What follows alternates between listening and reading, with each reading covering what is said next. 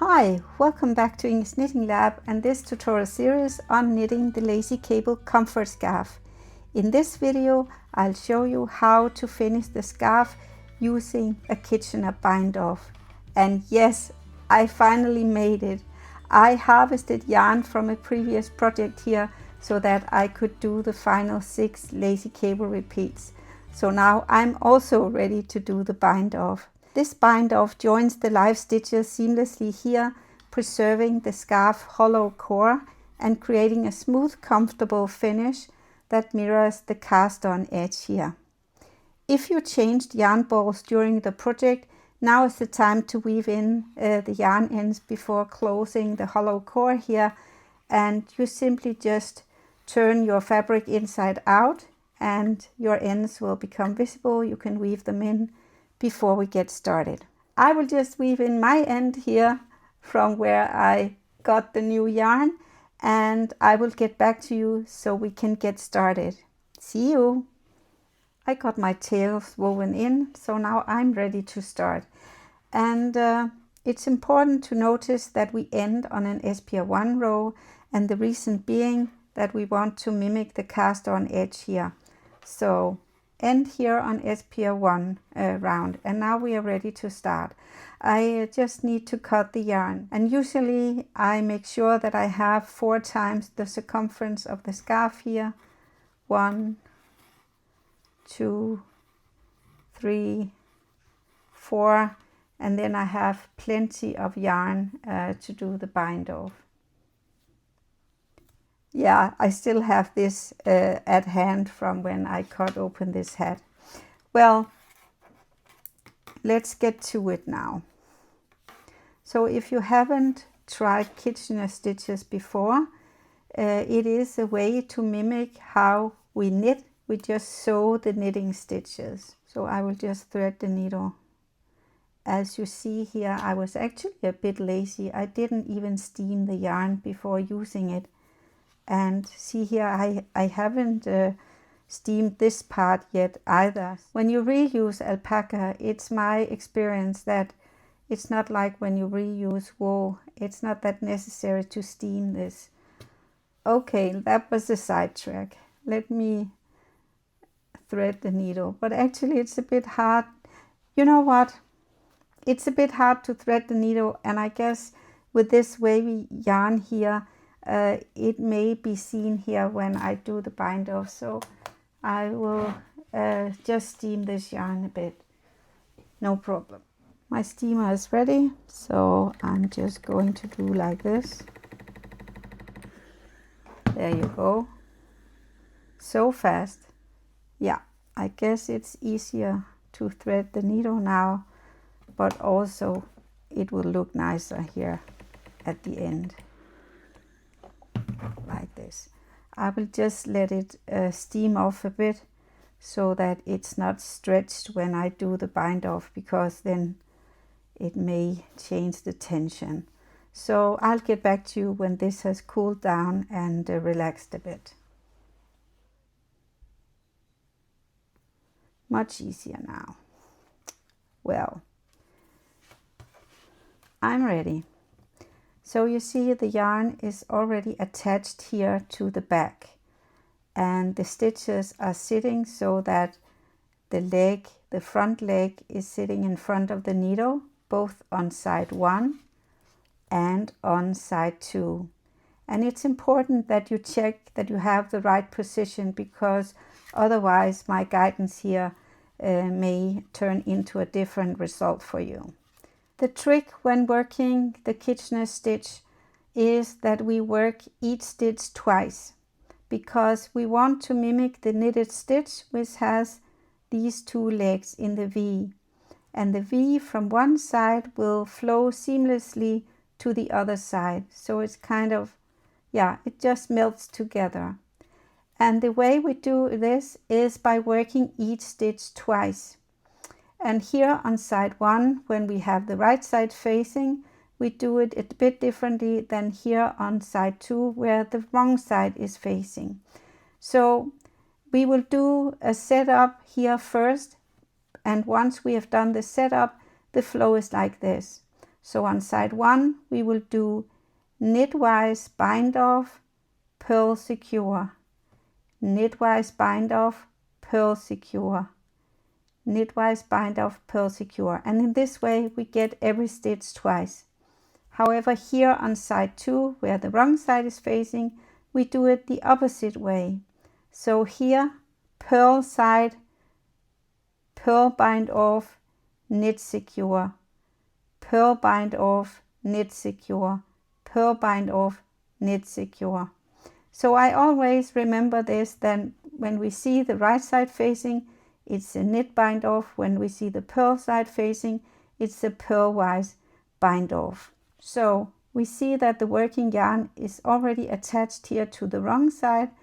So in this setup, we only need to secure here before we can bind off. So I will now secure this stitch, and we secure purlwise here, like this. So now I can start the rhythm, and as the working yarn is here on side 1, I know that I have to move to side 2. So I will do a purl bind off and a knit secure. I will just tighten a bit. And I draw the strand here. And here on side 1, I do knit bind off, purl secure. I move to side 2, purl bind off, knit secure,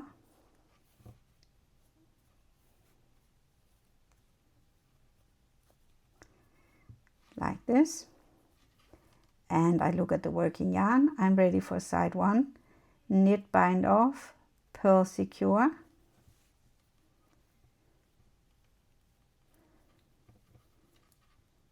purl bind off, knit secure,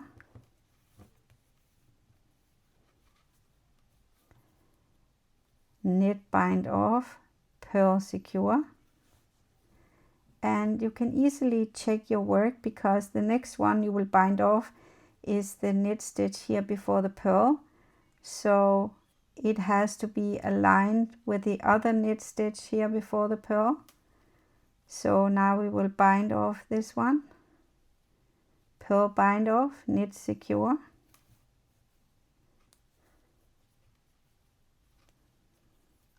knit bind off, purl secure. And even though this is a purl stitch, we do it in the exact same way.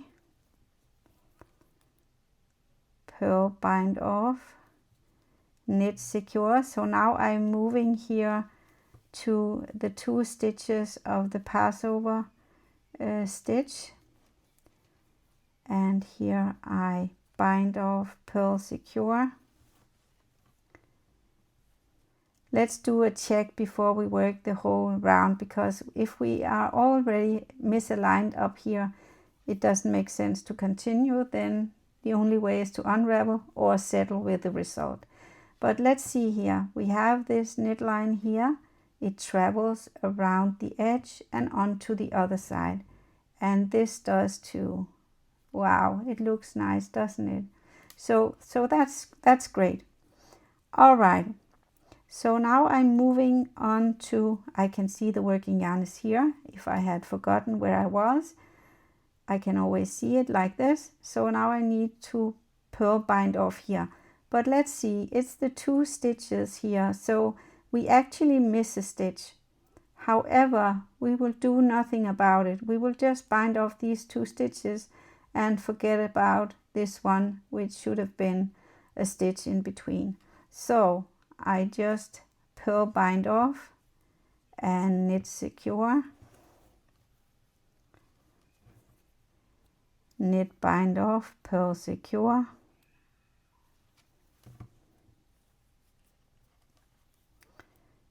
purl bind off, knit secure, knit bind off, purl secure, and on it goes. So let me do these last stitches and we will meet for the final stitches to see what to do. I'm here at the end now.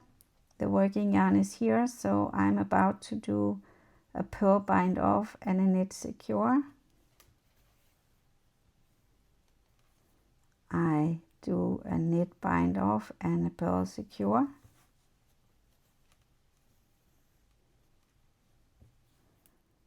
A purl bind off, but I have nowhere to secure the stitch, so I will just leave it be and then do a knit bind off and a purl secure. So I do 3 in 1 here. I will just leave it be like this. You see?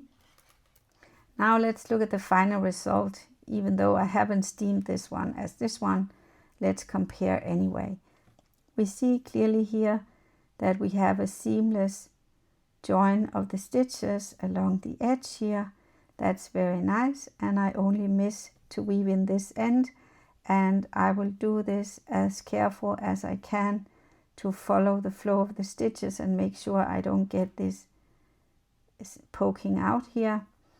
And when looking at the center here, I see this passover stitch here and the passover stitch here, and I'm sure when I steam this they will get closer together, just like over here when we have this these passover stitches. So, well, I'm quite content with this, so I will just weave in the end, and then I will do my final water blocking. So I will stop steaming now and just do a wash of this, and when I block it, I will not pin it and stretch it out. I will simply just lay it flat. And if I think that it could benefit from a steaming or a pressure steaming, then I will do this to have it lay flat and nice. So, well, this was all there was to it with these Kitchener stitches. So have fun with it. If you have questions, please don't hesitate to ask, and I will do my very best to help you as usual. So happy knitting, and pat yourself on the shoulder. You made it to the end with this scarf, so I hope you enjoy wearing it just as much as I enjoyed designing and knitting it. So Rajan over from Inge's Knitting Lab. Bye bye.